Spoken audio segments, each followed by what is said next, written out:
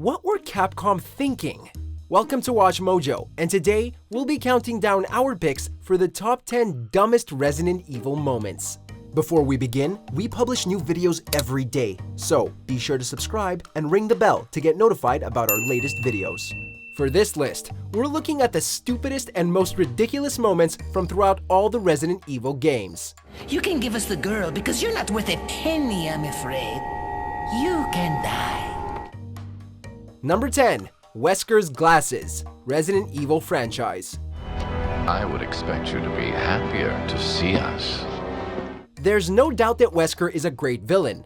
His arc of betraying the series' heroes for his own selfish gain was a masterfully done plot twist, but that doesn't mean he gets a free pass for some of his quirks. Unfortunately, it's too late for you. You will not live to see the dawn. While Wesker is portrayed as an all-powerful criminal mastermind, he's thwarted time and time again by his absolute refusal to take off his sunglasses. Choosing aesthetics over practicality every time, during one of his boss fights in Resident Evil 5, he's even defeated by Chris and Shiva turning the lights off, preventing him from being able to see. Just take them off already. Number 9. Live-action intro, Resident Evil. Hey! Come here! Implementing live-action segments into video games has never really been successful. Even in a good game, people are always left wondering why they didn't just animate it. The precedent for bad live-action acting was set by Capcom when the first Resident Evil was released, and after seeing it, it's a miracle anybody could sit through the intro to actually get to the game itself. But the intro had more issues than just being bad. It had to be censored outside Japan to remove images of dead bodies and a brief scene where Chris Redfield smokes a cigarette. No! Don't go! Number 8. Ramon Salazar, Resident Evil 4. It might come as a surprise, but I'm only 20 years old. If Wesker is one of gaming's best villains, Ramon Salazar is one of its worst. A whiny brat with an annoying voice, Leon seems utterly incapable of actually killing him throughout Resident Evil 4, which leads to no shortage of painful encounters with the obnoxious antagonist. I have absolute control. Well, I really don't give a damn. The game's storyline bends over backwards with ridiculous reasons to keep Salazar alive to the end, like Leon missing with a quick-time knife throw, or Leon just deciding not to draw his gun, shoot Salazar in the face, and get the whole ordeal over with. This is no ritual. It's terrorism. Isn't that a popular word these days? Number 7. Quint and Keith, Resident Evil Revelations. I'll send Quint and Keith. What? You two, get ready to move. I hate snow. Comic relief isn't necessarily a bad thing, but it has to be done right in order not to come across as obnoxious. However, the inclusion of Quint and Keith is something that probably shouldn't have been done at all. Nobody really needs comedy thrown into their survival horror cocktail.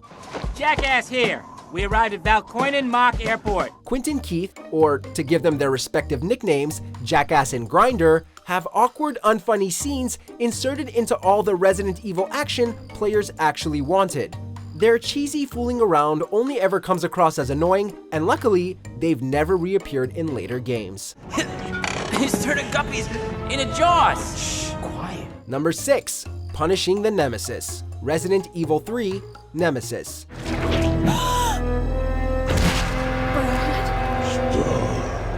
For a game called Resident Evil 3 Nemesis, the actual Nemesis stalking Claire Redfield throughout the entire campaign isn't actually all that frightening. Because of the restrictions of the console, players were subjected to long loading periods before cutscenes and scripted events where the Nemesis actually showed up, ruining all the suspense.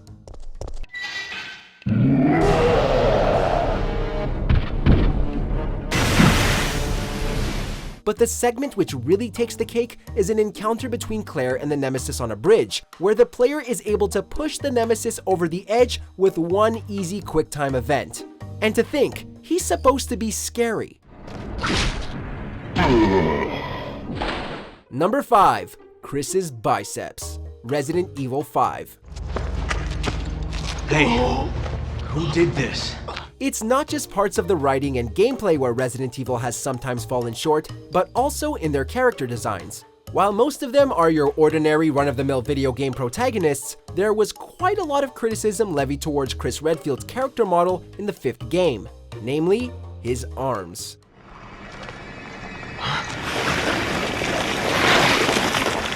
To put it bluntly, he has a pair of ridiculously oversized biceps, muscles so extreme that players found it hard not to make a steroid joke at every opportunity. Thankfully, this was toned down considerably in his later appearances. Wait! Number 4. Jet Gameplay, Resident Evil 6. Find the control unit and stop the launch. Roger that, HQ. We're on it.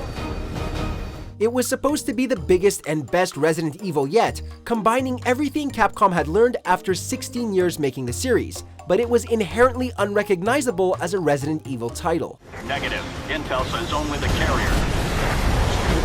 I wouldn't put it past her. The segment where this is most obvious is during Chris's campaign, where players will have to board a jet plane in order to strategically take down an aircraft carrier. Yes, really. Aerial combat in Resident Evil. When you're done with the boat, an enormous BOW will also appear, which you need to take down, all the while trying to master some very awkward flight controls. That looks like more trouble than we need. Shit, this fight's about to get dirty. Number 3. The Whole Plot, Resident Evil 6. Back for more.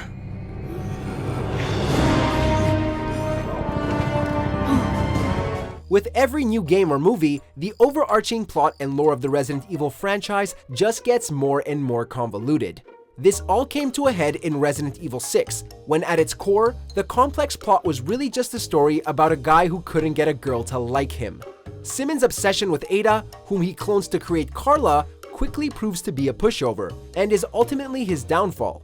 Your hatred for Simmons drove you to tear down the world they created. But it was your conscience, Carla, that saw you fail.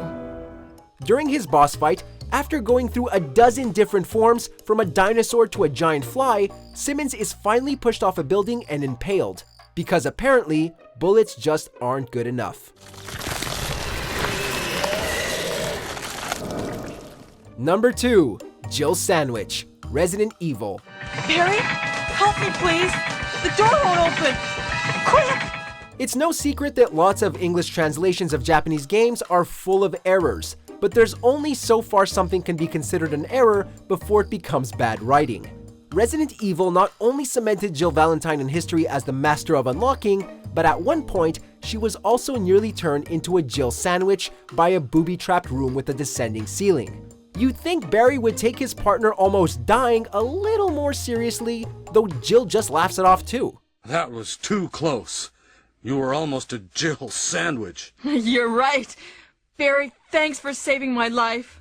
Maybe this would have been overlooked as well if it wasn't for the notoriously shoddy English voice acting we were all subjected to. Jill, here's a lockpick. It might be handy if you, the master of unlocking, take it with you. Before we unveil our top pick, here are a few honorable mentions.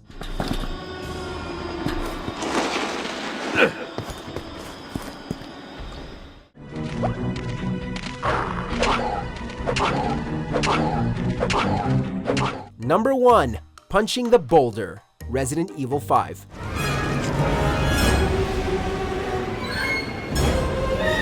By the end of the 5th numbered title, Wesker has finally mutated beyond all recognition, a giant monstrous shadow of his former self. The big showdown against him takes place, first of all, in the mouth of an active volcano, which is plenty dumb all on its own. But the part players remember most distinctly is Chris making a path for Shiva to cross the treacherous lava by pushing an enormous boulder into it. Or rather, punching an enormous boulder into it.